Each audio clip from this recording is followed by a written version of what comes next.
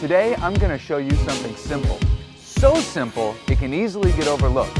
I'm going to show you how to lift and move your QuickJack frames. Check it out.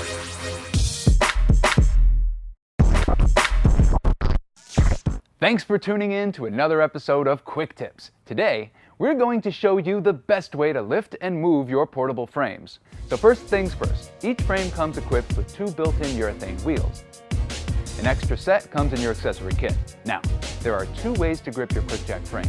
The first is to slide your hand through the opening in the front of the frame. I find this method works best if you're pushing the frame forward or going short distances. The second is my favorite method. Grip the side of the handle area with 2 hands. Lift with those legs, Max. This way is probably safest for your back. When done correctly, both methods eliminate the chance of pinching your finger when you lower the lift back down. Be sure to subscribe so we know this tip helped you move your jack. And don't forget to tune in next week. Thanks for watching.